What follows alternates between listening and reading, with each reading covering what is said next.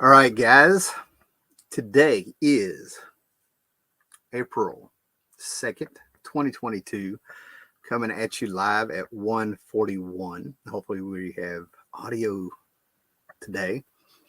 But I got to tell you, man, for the one viewer watching, let me know if you can hear me all right. Because I got to tell you, man, it's funny how a day can turn around, can just turn around and get you. All right. So after one of those things where I can sit here and tell you an absolute horror story about work with everything and everybody this week, we had crappy weather, a lot of work, a lot of time spent at work, and not a lot of fun for the recreation. And then you wake up. Yeah, I didn't sleep very well last night, and they had a toy show slash comic book show. Sounds good. Thanks, man. In a place called Hillsville, Virginia, which is probably about an hour and a half. Also, I had a choice if I wanted to get up to go to Roanoke because Roanoke Valley Comic Con is going on as we speak. And that's probably a 2.5, 3 hour drive.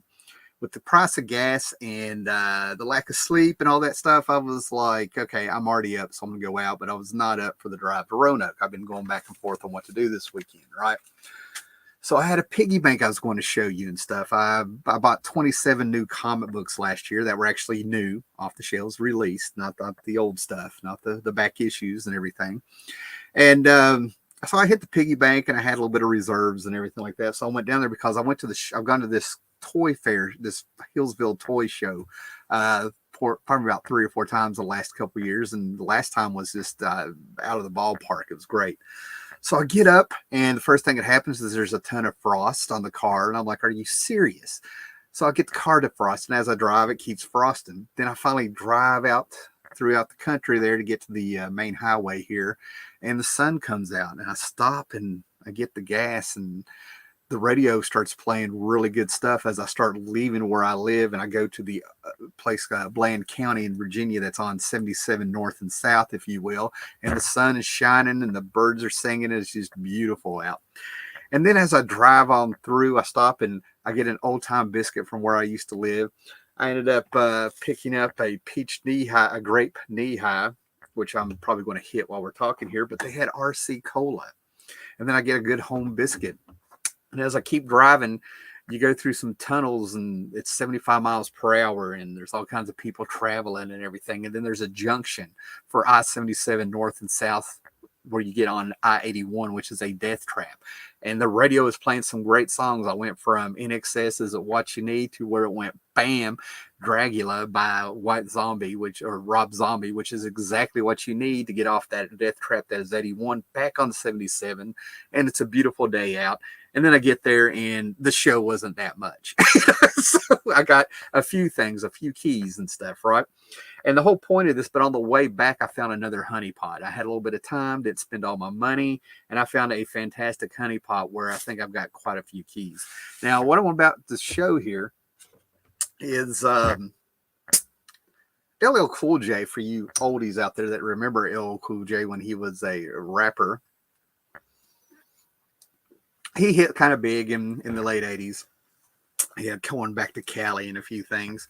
And then the 90s hit. And I can't remember if he said it was his grandmother or his mother sort of grabbed a hold of him and said, all these other rappers on the charts are just beating your butt. You better step up and knock them out and do something. So he came out with Mama Said Knock You Out. And then he had this Unplugged. There's a show on MTV called Unplugged where they would bring artists on who were usually electric or something. and sometimes not. And they would do an unplugged show, about 30 minutes is what you saw on TV, sometimes an hour. And then there was this big buzz because like all of a sudden a rapper is going to come on there and he's going to do some stuff where he's going to rap and it's going to be unplugged. And he did Mama Said Knock You Out. And it was huge there in the early 90s, right?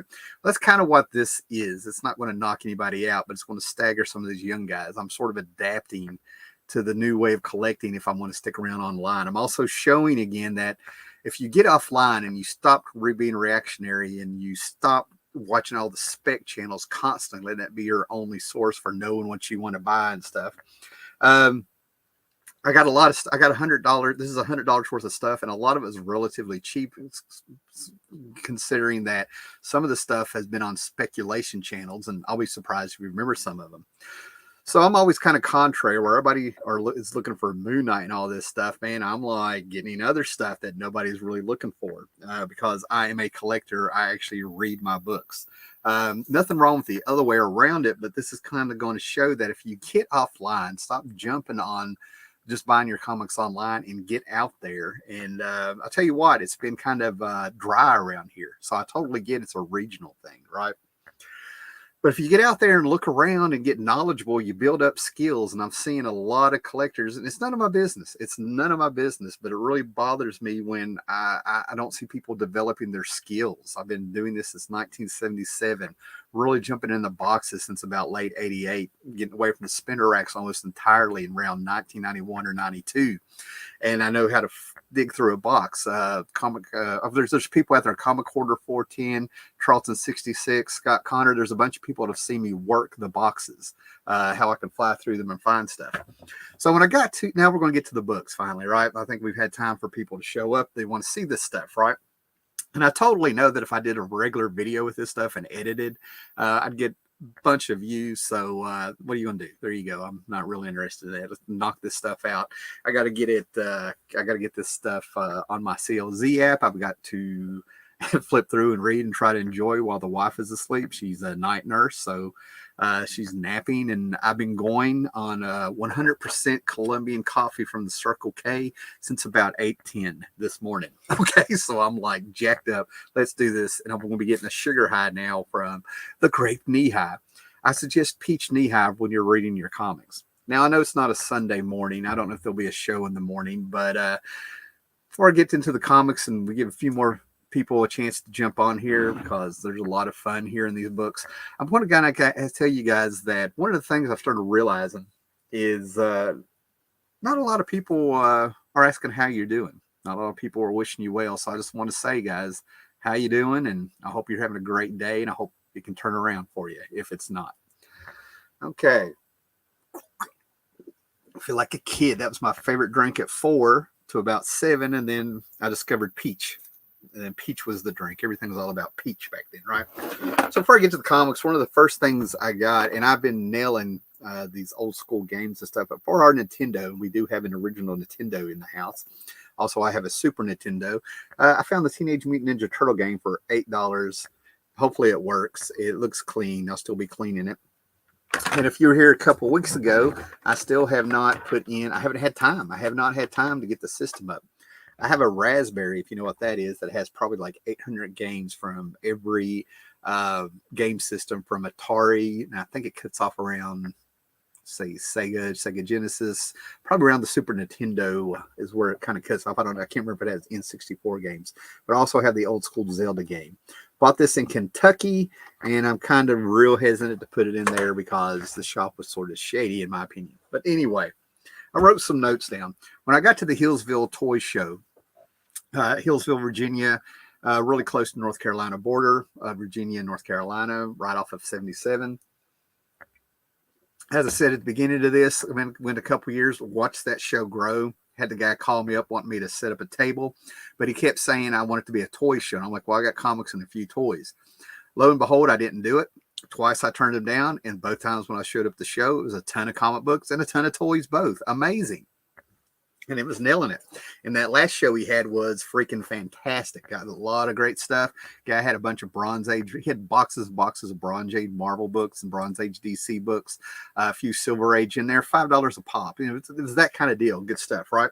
So I get down there this time, man, and you talk about it being Hot Wheels and action figures and a few other things. And I'm just like, oh, man, I was through every box. If there was 10 short boxes in that place, I'd be surprised. And I was actually going to meet some of my friends when they got off work. They were working half days on Saturdays down there. And I tell you, I've messaged them and said, I got here.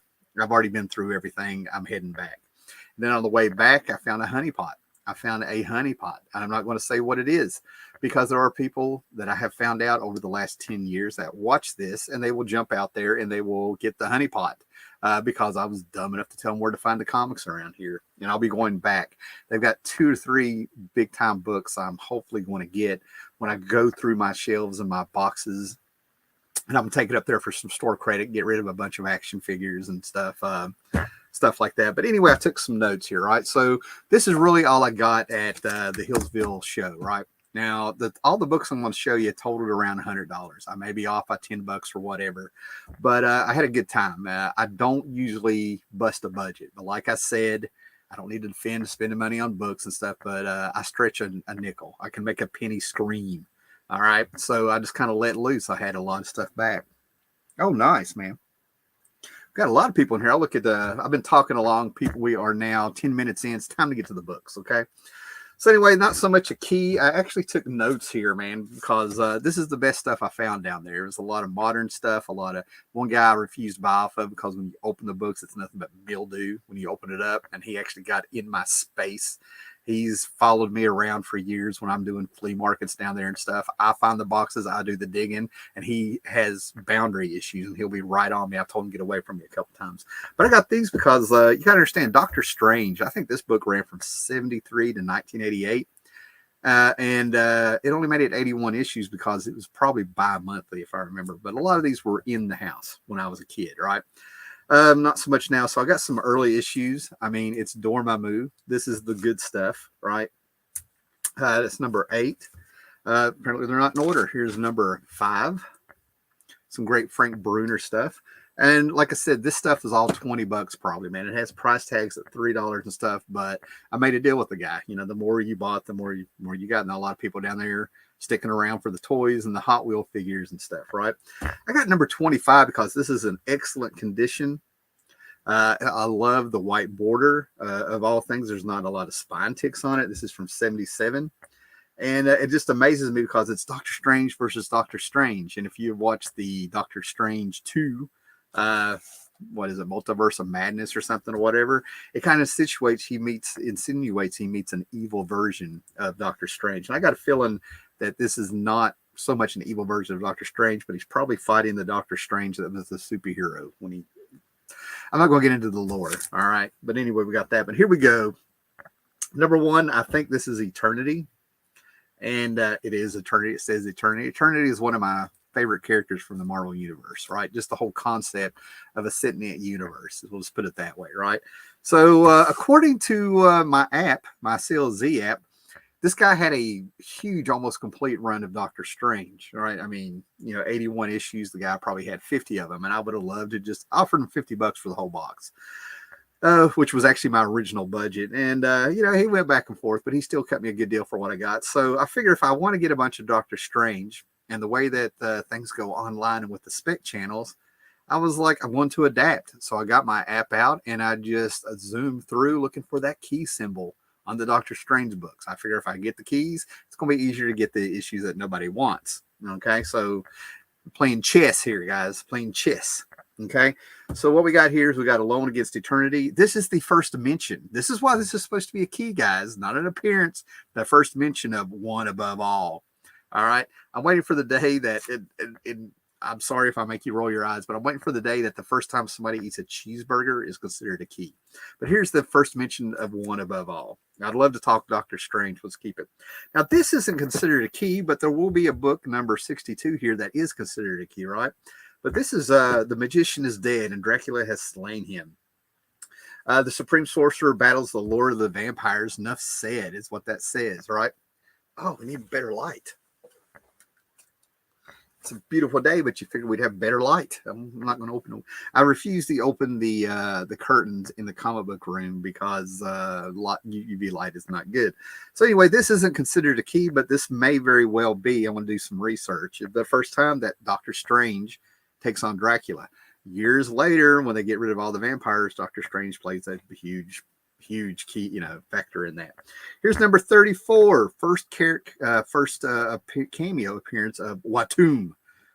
Watoomb. Never heard of him?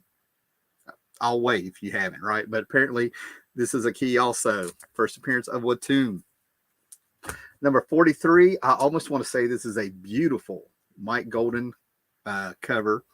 I find it very interesting that we have this beautifully illustrated lady on here.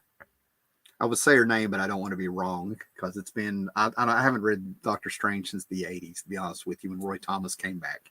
But anyway, yeah, Doctor Strange, I have not read a Doctor Strange book in 30 plus years. So, but these were in my house and stuff when I was a kid, right?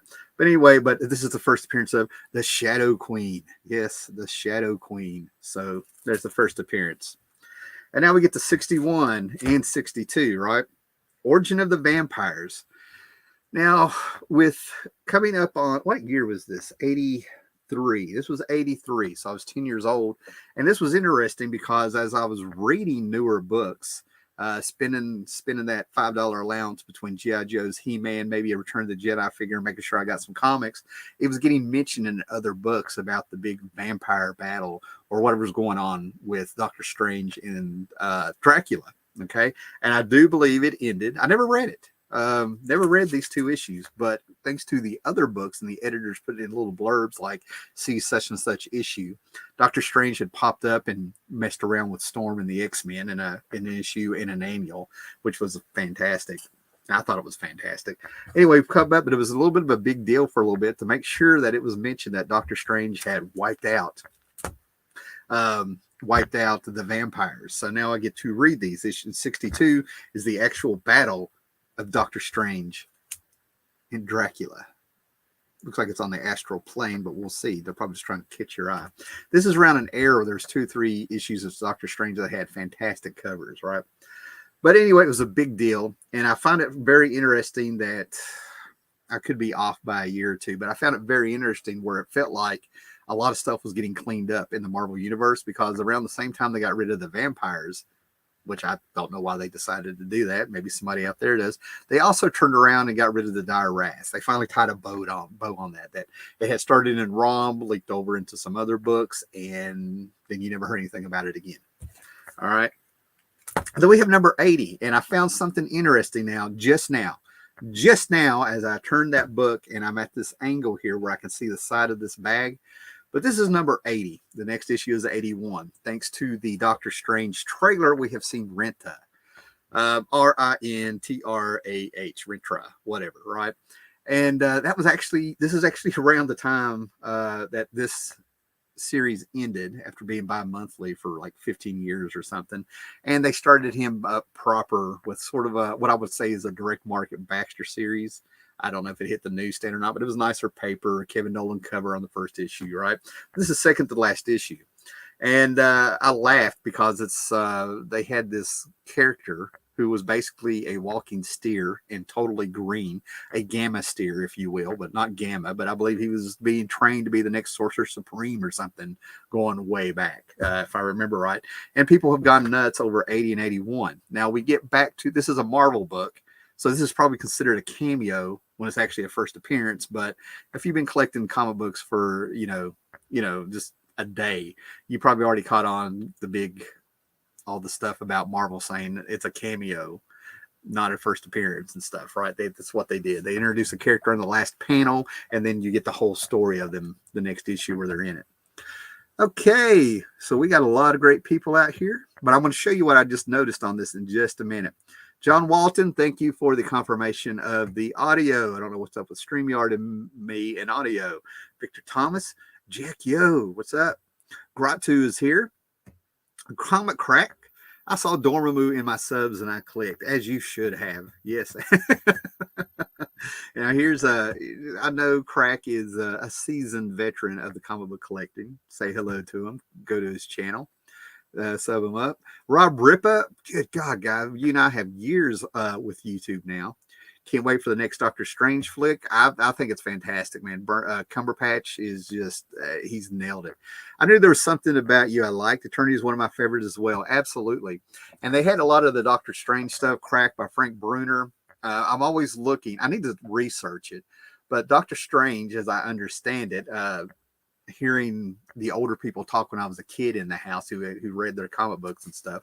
I remember hearing the story where Doctor Strange went hardcore HP Lovecraft, and apparently what people don't seem to realize is that the Marvel Universe was actually destroyed and Doctor Strange put it back together. So there supposedly is a story, and I think I saw it. I think it was around 26, 27, 28. I don't know. I got to do research. But what a lot of people don't realize is that the Marvel Universe has already been destroyed and it was brought back by Doctor Strange, a clone, if you will, right? So are you ready to see what it is about this book I just noticed? Okay, there's not just one, there's two. I just found this out. So this one is a black cover. Black covers are very hard to find in mint because any kind of tick, any kind of color break shows up. This one is mint. Like, I got an upgrade all in the same day.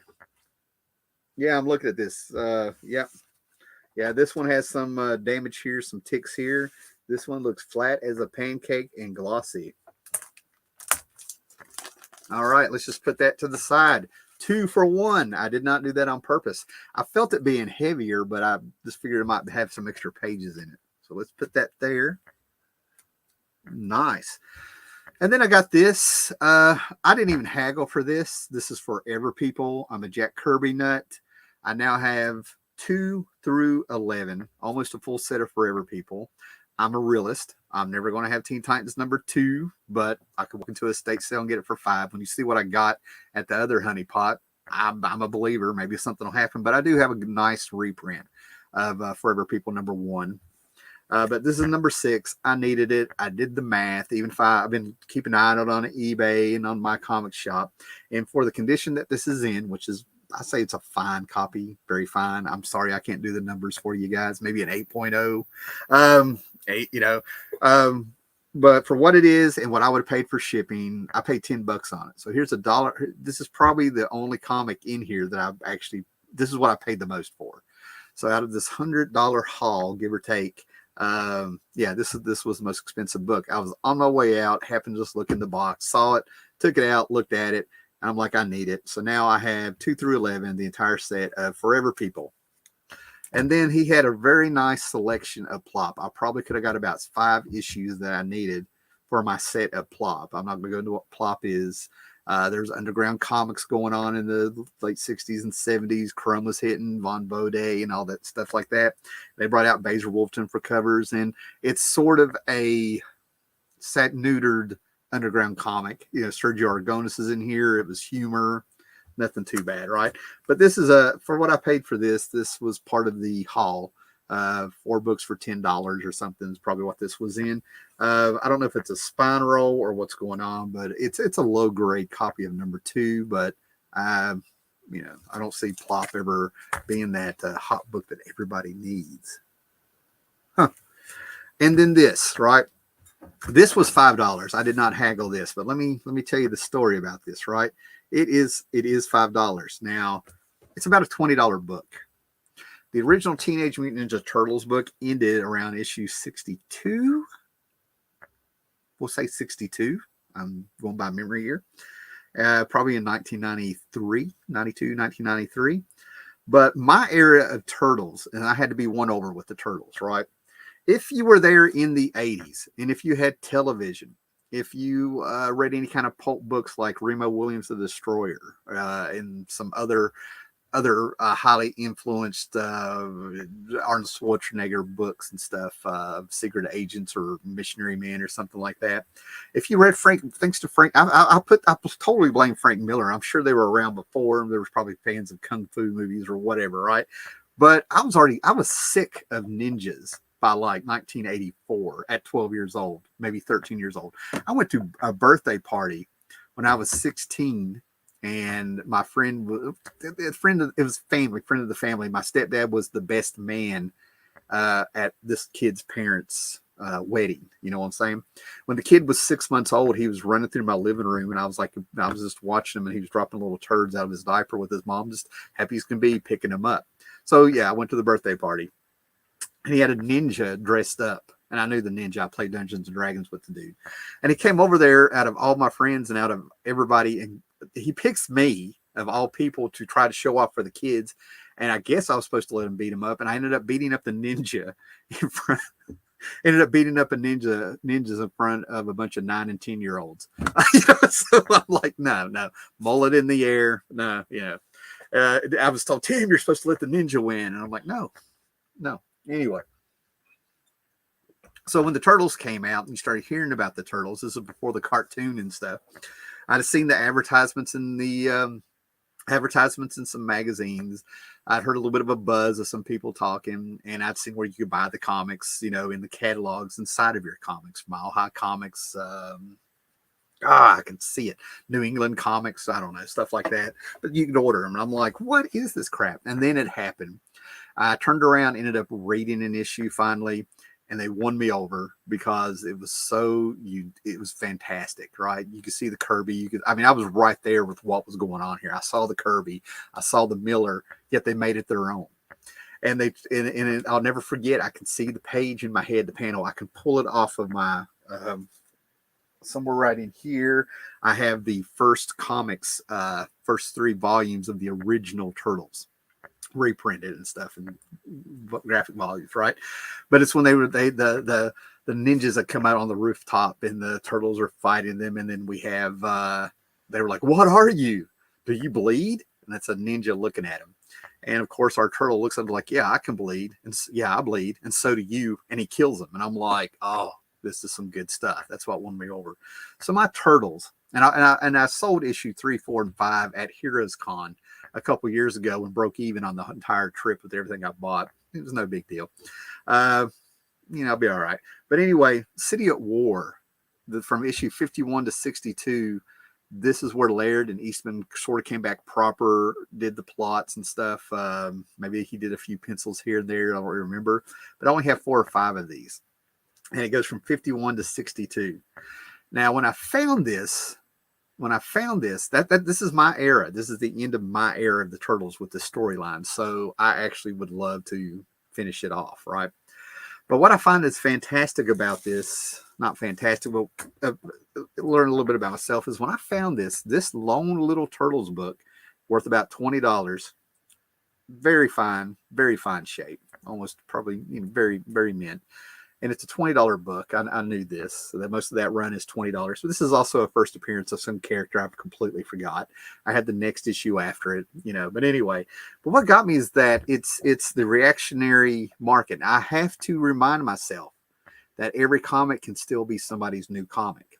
Because when I found this all by itself and nobody touching it, there was a huge stack that people have been going through of Moon Knight comics from the mid 80s to late 80s. Not a great run. I'll go ahead and tell you, quality-wise, story-wise, not a great run. But I have to remember that it's not so much, I've been so stuck on seeing people talk about their books and what's hot and what's spec and what's all this stuff, that I forget that there are kids probably streaming that Moon Knight show, and this is their introduction to this world. Because I felt I had a superior moment. I totally own it. I was thinking, what idiots are buying up this Moon Knight series when you've got a much better investment right here if you want to go that way with it. Quality storytelling, in my opinion. And the magic of the Turtles is that it already has a following. Can you believe the Turtles are going to be 48 or 40 years old in 2 years? They're 38 years old. And they have a cult status. They have a following. There are people that have been there from the beginning, or at least from the 80s. There's people who discovered them in the 90s, even when the Turtles lost a little bit of popularity there. They never lost it. There was a horrible series that Eric Larson was behind with them, but we won't get into that. But the Turtles have the potential to keep coming back. You know what I mean? It keeps getting a generation of kids with the cartoons and everything they did. To me, the best adaptation was the first movie back in 1990, and also the Fox cartoon in the early 2000s. They actually went to the comics a bit more. So it was so surreal for me to see this alternative comic. That's what they were called in the 80s, alternative comic, end up on CBS Saturday mornings with that cartoon. That was the most surreal thing that I can remember experiencing, at least for that summer, that fall, right? But anyway, enough about the Turtles. But the love I have for the Turtles, for these 62 issues is just, that's it. I'll never need anything else, and I'm fine with that. Computer's doing stuff here. What we got here? Oh, this is sweet. John Jones. I think we should all chip in and get him that Teen Titans #2. Man, that's touching. I'm glad. That's awesome. That would be awesome. Usually I'm like humble and I'm like, no. But I've wanted that book for a long time. And I got like a facsimile edition or one of those dollar books where they reprinted it without the ads.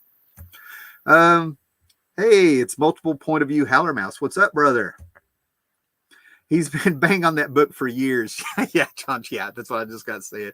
Yeah, I've been talking about that for years. All right. So here's the other stack of books. Paolo's here, by the way. What's up, Paolo? Good to see you, brother. And after the Turtles, they did a bunch more cartoons like Xenophonic Tales and Cadillac and Dinosaurs and Fish Police. Yes, they did. Yes, they did. Scott Connor is the big Mark Schultz dude there, Paolo. He's the one that turned me on to Mark Schultz to give him a chance. Cadillacs and Dinosaurs, I just didn't get. And then they had that Saturday morning cartoon, and I was out. Scott Connor is the one that brought me around to Mark Schultz and stuff. Fish Police, I'm going to give another chance. All right, so here is the Honey Pot. This is a lot of good stuff. I got fantastic deals on this. And like I said, all of this, $100 for you guys that are popping in. I've been watching the numbers, people coming in and out. But this haul, $100, right? And there are some keys in here. But what was amazing about this is that, yeah, I'm going to go ahead and talk about it. This guy gave me great deals. And it's not so much it was a deal, it's that he's trying to get to, I'll talk about it later because I'm going to get another haul there. There's a few things I want to get there, right? But anyway, I'm not going to go and have the pricing work, but a lot of stuff got marked off by half, okay? And then he marked down a few other, I don't know, maybe $5 and stuff, right? Did me good, right? So this is a beautiful copy of Defenders #5. I believe this is from 1973. Little thing here on the only thing I'm seeing is right here on the corner. Let me manipulate this. And right there in the corner. You guys want to see the books. You don't want to see me. We'll get this right.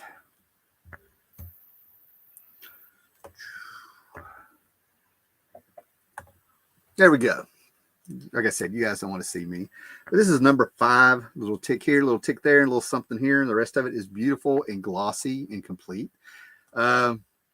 I did not go through to make sure the Marvel stamps were there if they were in here. So I might be in for a surprise. But for what I paid for them, I'm not going to complain.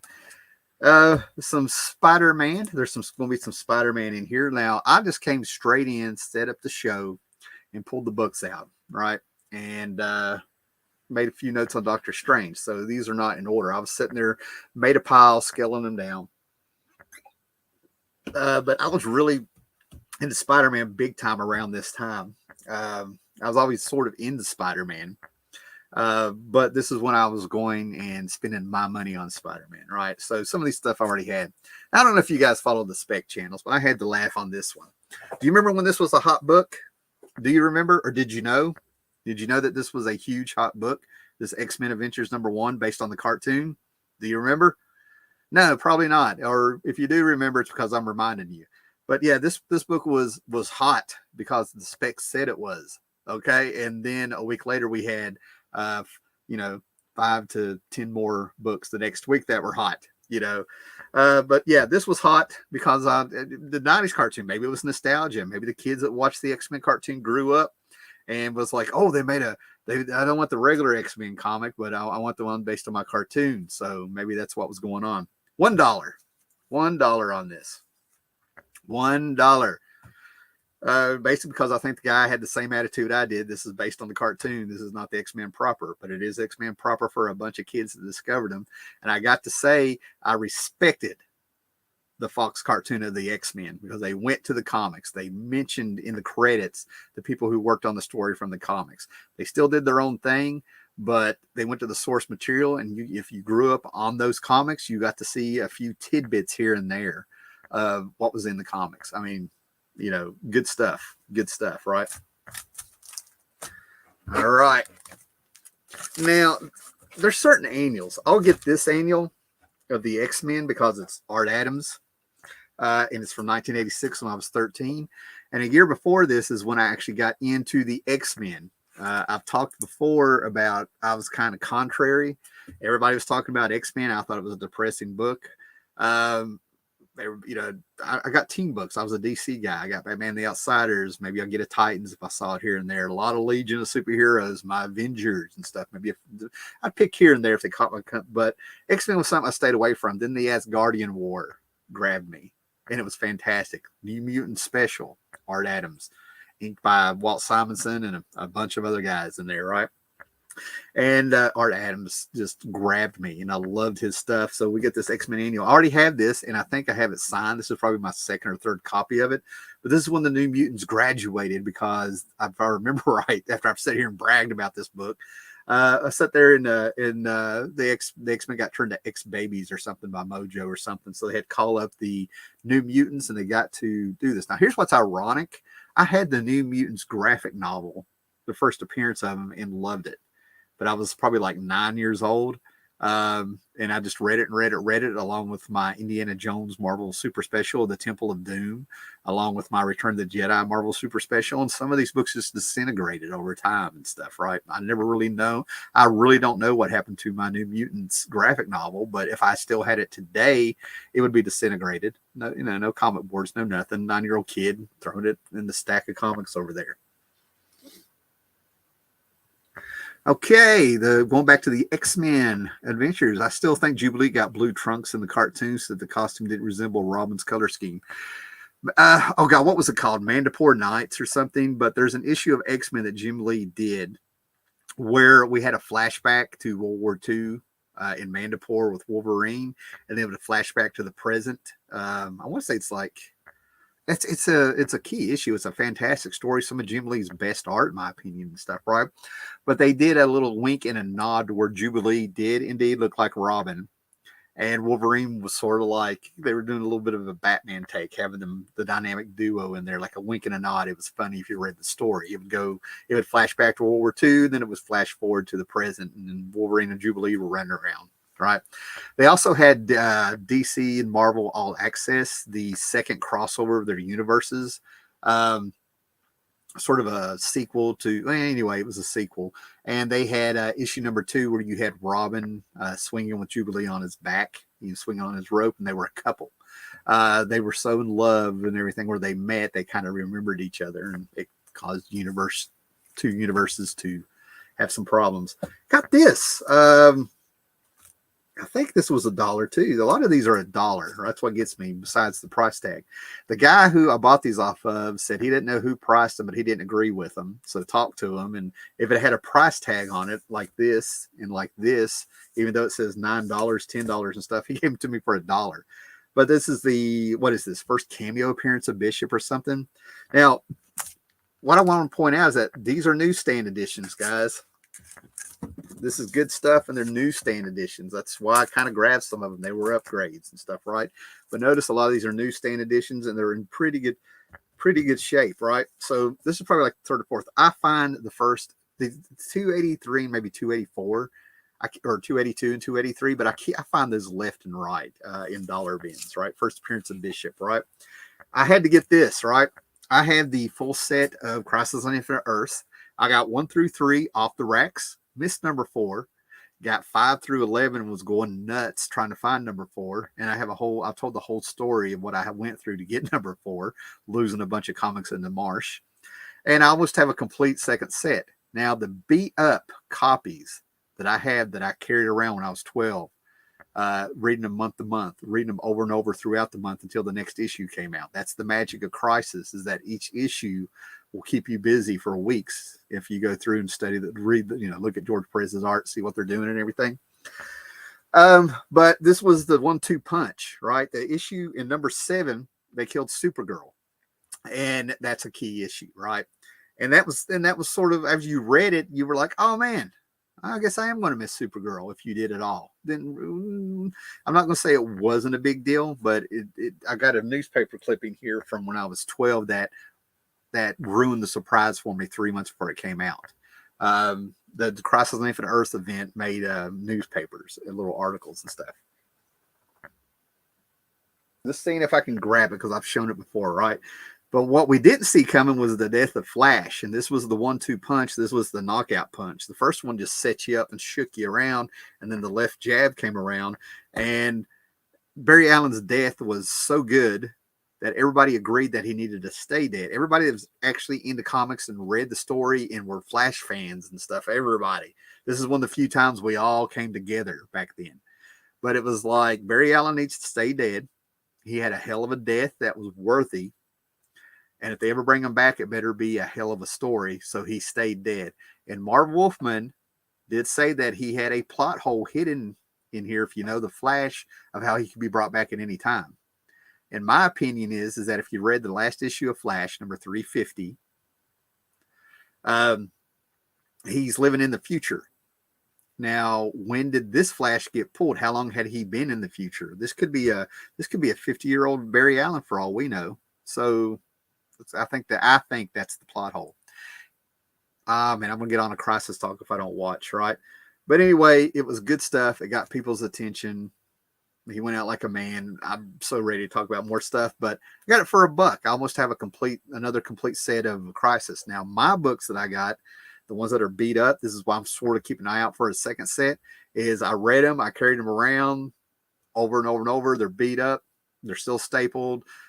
The original set I have is not mint. And I got Marv Wolfman and George Perez to sign them, I think, in 2013. And I was like, life complete, it felt like. But, this one isn't a newsstand, since that's a thing. There's no UPC symbol on it. But this other one for $1 is. Okay, so I got two of them now. 7 and 8 are the ones that I think are really keeping me from having another complete set. I may have it now. I don't know. I got to see if I got another Crisis on Infinite Earths number 7 where Supergirl died, which was a hell of a story. Don't get me wrong. But it was the Flash that made everybody realize that this is some serious shit.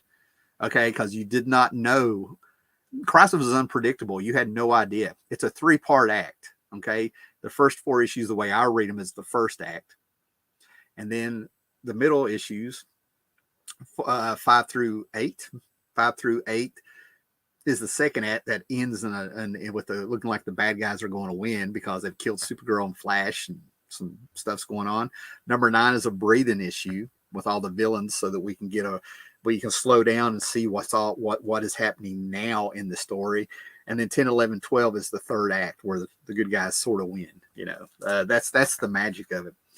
I think this is my second issue of this. Star-Lord is sort of hot. This is Marvel's Spotlight on Star-Lord. The saga begins. The Star-Lord stuff, even the magazines, were in my house when I was a kid. This stuff is not new to me.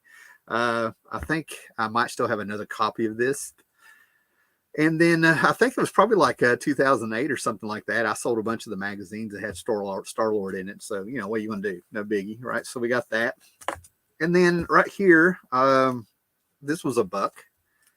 And it's the wraparound cover for X-Men number 1. I've never seen this. And I have a feeling it looks like it's cut here on the cover. But if I unfold it, it's probably going to have Magneto. If you're around, this broke records. This and X-Force number 1 broke records. Spider-Man number 1 also, that Rob Liefeld, Jim Lee, and Todd McFarlane setting records in 1990 or 91 or whatever. But these books sold $1 million, and you had 4 books to get this X-Men number 1 in order to have all the X-Men. Here was one cover. Maybe it was 3 or 4. I don't know. Another cover, and if you unfold this, it's probably going to have the other 2 or other 1, whatever it was, 3 or 4, whatever. So yeah, I just got, that was just a cool find. I'm like, why not? Now, this is a hot book again. As a guy who loves Jack Kirby and a guy who likes Steve Gerber and all that stuff, I've known about Destroyer Duck, and I have proudly had my Destroyer Ducks. I still need the last issue of this. But number 1 always confused me because it was Serge Argona's first appearance of Gru. Me, Robbie, wait a minute, and I'm saying names now. We're going back to like middle school and high school, and Chris and Curtis and Rob, and just I can go on and on. That covers the 80s. And then we get into the 90s, I was still talking to the same people. Then it was like Darian and Rob, another Robbie, and all the stuff that we all knew about this, right? But we couldn't figure it out. Then all of a sudden, I think they announced maybe a cartoon or something might be picked up of Gru, and the book blown up. So I had my number 1. And I found this, and the guy said he didn't know what it was. Now, I probably could have got these for $1. He let me set my price. This book has blown up. It does have some value now. And I'm looking at it, and it's right there. It's $25. He said anything with a price tag was $1. But he was suspicious because... because there's 2. I walked up there with 2 of them, just like I did with that Flash. So I said, I'll give you $5 a piece for them. So in one hand, it is a Howler Hustle, but it's a Howler Hustle set on 3, not 10. I could have got these for $1, but I gave them $5 a piece for them. And they are beautiful copies. So 2 Destroyer Ducks. This gives me 3 of these now. First appearance of Gru. I think I actually saw these worth at one point they were $100 a piece or something. I don't know. What we got going on here? Longshot had the best hair ever. Yes, and he could sing the never-ending story like you wouldn't believe. Jim Starlin did the space afro. R. Adams had the mullet from another dimension. You got that right. I remember being sad over Barry Allen's death. It was an awesome panel where he runs to his death. Yeah, it was. He went out. I mean, that was the first time that it was like, keep him dead. Now, this was also, to me, Death started losing its impact in comics when they brought Jean Grey back. And a lot of people don't know it was Kurt Busiek who came up with how Jean could come back. Jim Shooter said Jean Grey stays dead, but if somebody can bring me a story that makes sense, I'll bring her back. And it was Kurt Busiek of all people. So Death started losing its impact in comics. When a character died, it was a big deal. Elektra had died.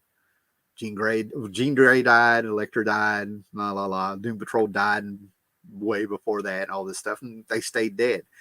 But it was with Infinity Gauntlet that Death really all of a sudden meant nothing. But we won't get into that. Now, this is. I was really glad to find this because this is one of the few regrets I did have of some books I got rid of. I bought all 4 issues of this off the stand. I'm like, this is cool. It's G.I. Joe and the Transformers crossing over. I'm like, this is going to be great. And I think they threw Spider-Man. I don't know. I think an issue of this, but he had 1 and 2, then 3 and 4. And I got rid of these. I sold these, right? I wasn't impressed with the art. The story wasn't that good. I needed space for, in my mind at the time, I was like, I got a bunch of junk comics and I got rid of them. I'm sure these have gone up. I'm sure I have no idea what the value of them are, but it was great to run across a nice copy. I've run into some antique shops where I've seen these marked up from $10 to $45, maybe $50, $45. And I'm like, you gotta be kidding me. That's ridiculous and stuff, right? They weren't even in good shape. So I got this for $1. Yeah, so he had number 2 there, but I was like, I just really need number 1. But the nostalgia, man. I was a kid, 13 years old when this came out, and I feel like I was the target audience. And then I got this UPC symbol. X Factor and Silver Surfer were the only 2 books at the time that I have ever done a subscription service. I don't even think they have those anymore. They probably don't. But I did the thing where I did the subscription service to get these comics. Silver Surfer number 1 was coming out. I was, heading. I was like 13 years old and stuff, right? And they came in exactly how you expected. If you were in the know, they came. The comic was loose.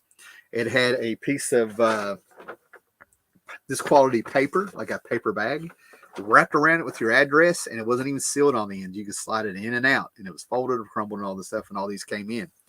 But this is when Jackson Geiss, Bob Layton, I think Jackson Geiss is in there because it's a Ron Friends cover. But that's when they got off of the X Factor book because it just did not feel like a mutant book. It actually felt like a really weird, we're trying to be hip Ghostbusters book where they're hunting mutants instead of ghosts. They even dressed them like looking like the Ghostbusters, but in blue. Angel had a great big huge proton pack on his back to hide his wings, right? But they ended up introducing on a cliffhanger in the shadows, but you could see this weird mouth, and I don't know if he was in the shadows, but the last issue panel, this has Apocalypse in it. And then the next issue was the Apocalypse character proper. Again, that Marvel cameo or first appearance thing. Common sense tells you it's actual first appearance. If they're in an actual comic where the story is being told and they make an appearance, they're there, not Marvel Age, not Amazing Heroes, not something, not you don't. Are you going to go out and if I give you an option of a DVD of a movie or a DVD of just the trailer, 2 minutes, which one's the movie? That's all I'm saying. So anyway, but I found this, and it's in beautiful shape, white cover, a little tick here. You can tell this was on the newsstand for a little bit. When you have a tick around here to about here, it's because it was on a spinner rack and people would bend their comics. Look at what's behind them, right? But like I said, maybe a buck. So I don't know. I could be wrong. And then this is an upgrade. I have this one.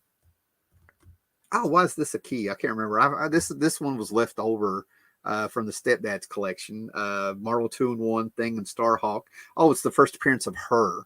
If you have Adam Warlock, he was originally called him. Well, this is the female version. There's the cocoon and everything like that. Super cheap, right? Now, like I said, this was the era that I was buying Spider-Man off the racks proper with my money, right? Black suit era, everything like that. I had a bunch of them. I had the first appearance of Silver Sable. No idea what happened to him. You know what I'm saying? No idea. But I love this Mike Zeck cover. You put Mike Zeck on a cover, especially with the Punisher, I'm buying it. And I was buying it as a kid. But the Gang War actually bored me. I'm going to go ahead and tell you, it bored me. Okay, we had the Avenger. The way these hit the spinner rack, I'm not saying they came out at the same time, but I'm going by my memory here, and I could be wrong. But there's a lot going on. Okay, we had Crisis wrapping up. Okay, we had the Avengers fighting the Master of Evil, and they stormed the Avengers mansion. There's a lot of stuff, good stuff going on, right? And then I get this, and it's a great cover, and I start reading it, man. And I thought the Gang War was an underwhelming story, so it didn't really bother me to get rid of them. And silly me, we're going to remedy that. All right, so yeah, just a fantastic cover. Love this cover. Mike Zeck is just amazing. Okay, now what I want to show you next in these books, and I'm sure these are keys or whatever. Oh, what we got here, man? John is in there. What's up? Graphic Man is here. All right. Make sure you check out Graphic Man. Check out his live show with the Fossils on Wednesday nights at 8 o'clock Eastern Standard Time. But when I have time and I'm not wore out from work or anything like that, I can pop in there. They're gracious enough to let me come back. Who knows? Good to see you, man. And then beautiful Marvel 2-in-1. Thank you, man. Okay. Comic Can is getting popular, right? Awesome, right? So, if you have watched this channel, I have told you about the great comic book, where I got the great comic book capers, if you will, where I know who it was when I was like in 1985/86, when I had some comic books stolen off of me. I know who did that. That was right out of my room. And then I had the in the early mid 2000s, when I got divorced and had gotten my own place and moved into my second place, I'd come home and I have no idea. I know it was somebody who knew me, had gotten into my place, because I started noticing that some of my boxes, when I would play around with my comics and stuff, or get some comics to store them and put them in there, that were loose. And somebody had actually went through and cherry picked my comics. And this is still ongoing. There's still times that I will go look at some runs and I'll be like, they stole it. And I know it was a friend, because they took their time. They knew I wasn't going to be home, and they didn't wipe me out. There's much more valuable books that they could taken. So I feel like they were filling in their holes in their collection. And I think I know who that was, but you just can't go and accuse anybody. And then there was the great robbery of 2011, where I was moving out of Roanoke, and I had a U-Haul, and I was packing up my stuff by myself because I didn't really get to know anybody well enough to get them to help me. And somebody stole 2 boxes, and it was my Hulk run, Silver, Bronze Age, Peter David run, and they lucked up, grabbing those 2 boxes, and it was a lot of my Jack Kirby Fantastic Four, Silver, Bronze Age stuff, right? So yeah, that's what happened to a ton of my Fantastic Fours and stuff, right? But anyway, some of this, what I'm going to show you after this book, these are the ones that pissed me off. It's one thing to steal a man's comic. It's one thing to steal a lot of comics from one man. But it's another thing when I didn't even like my stepdad, but I never took for granted all those books I ended up carrying around. He never gave me his collection. It's just that I ended up taking care of it. So I took it with me when I moved out. We're going to get into that. But anyway, I needed this book. I'm filling some holes with the Avengers. This, like I said, with my age, this is where I was spending my money on the Avengers. Never got a hold of this one. Always loved the cover. Okay. But these were the ones that hurt. These were the ones that somebody stole from me back in the mid 2000s. This was the one where I'm like, check yourself, right? Because this is one of my favorite stories of the Avengers. Because if you know anything about the Squadron Sinister, Squadron Supreme, how they're Marvel's versions of the Justice League. We'll just leave it at that. There's a story how there's a Squadron Sinister, a Squadron Supreme, and how this is actually an unofficial Justice League Avengers crossover is what it was, with a wink and a nudge. But it's this little run, I think it ran from 141 to like 149 or something. But here they are. If these guys were in comics, I grab every one that I can since I was a kid. We'll just leave it at that. But anyway, 147, I finally get to replace the books that were taken. This wonderful Barry Windsor Smith cover that was a staple in the house. This is one of the books I left out because I'm not going to be able to do it justice, but I really studied the art on the angles and perspective of this book. It's fantastic. And this is the one that pissed me off, right? I had the first appearance of Hellcat that the stepdad bought forever. This book was in dollar bins. I'm not exaggerating, probably until like 2009 or 10 that I paid attention to. And then somewhere along the line, it just kind of popped and went off. But it's the first appearance of Hellcat. So it's good to have these replaced because, like I said, these three were part of the stepdad's collection. Okay, there felt like there was a little bit of a legacy to them or something that maybe one day I would pass down or something. And I kind of like, you get it. I don't have to go through this stuff, right? So now I have those back. All right. So I'm happy with them, and most of them look like they're in good shape. Now, like I said, they have the little ticks where they were actually on the spinner rack and stuff. But for what I paid, no big deal, right? First appearance. This book and Crisis on Infinite Earths #4 are connected for me, and this is a key book, thanks to them saying Kong and the Council of Kong, Council of Kongs, or the Kong Council, or whatever, all the stuff, right? But if you go back and look at years of my video where Little Howler Mouse bought his comics, 1979 to 1991 or whatever, I go around and show you where I bought comics, and it's actually edited, and I show the comics and stuff. And this is one of the comics I show because this got destroyed in a marsh in the middle of winter. A bunch of us decided to go take some exploring. It's like 12, 13, 4 or 5 of us decided to go down into a part of town that we didn't normally walk to. And we decided to take a shortcut across a little tiny airport that they have. And the airport had no trespassing. We're like, we're not flying planes. We'll be out of here. We'll get across it. And I really feel like I'm the one that pushed that, but nobody was like in disagreement. You know what I'm saying? It was like, yeah, we'll do it. And we found out that it wasn't because of worrying about people messing with the planes or stealing things or anything like that. It's because they built the freaking airport on top of a marsh, and we sunk knee deep in parts of it. And I kept losing comics and losing comics and losing comics. And this is one of the comics I lost. So this comic has a home in a marsh, since 1986. Okay. And I came out and I was able to keep my Crisis on Infinite Earths #4, with my shoes getting sucked off, and it was freezing cold with the water that would fill up out of the marsh on you and stuff. I lost comic after comic after comic, and luckily enough, I did keep my Crisis on Infinite Earths #4. Okay. Here we are back to some Spider-Man, just filling in gaps with the Spider-Man, a great Charles Vess cover. And then this, what did I pay for this? This I actually think I got for probably about $5, right? First appearance of Nomad. I thought years ago at Hillsville Flea Market, I thought I had found something really great for like $1. And then I get it home and I look closer at it.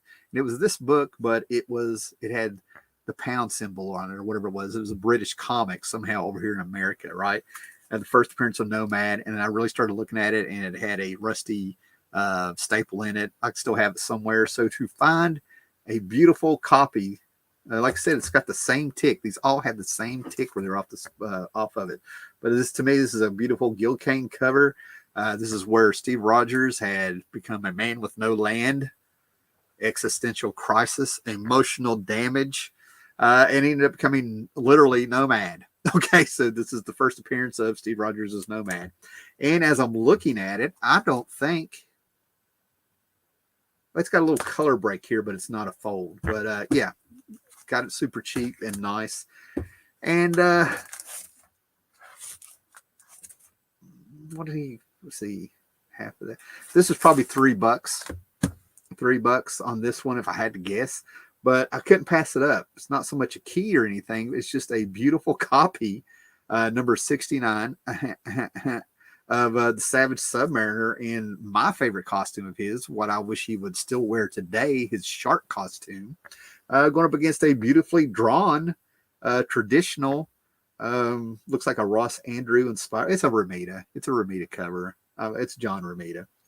Positive it is, if I had to guess. Spider-Man on the cover. I mean, who could pass this up if you're a lover of things? This is back when Marvel was Marvel and stuff, right? To smash Spider-Man. Give up, Namor. You're surrounded. Remember when word balloons were on covers? Do you remember that?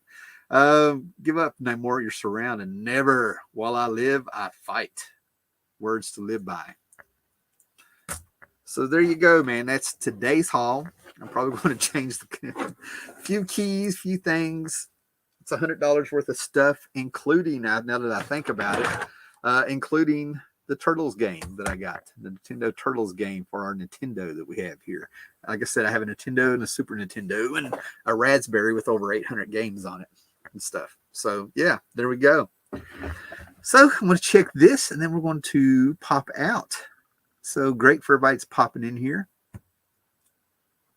Beautiful Marvel 2-in-1. Thank you. John Buscema came back to the Avengers in that Captain Marvel cover. A great run. That Roger Stern, John Buscema, Tom Palmer years. Priceless. Good, fantastic. Loved it. Meeting Tom Palmer was very cool. When I gave him my story and told him what he did for me with Tom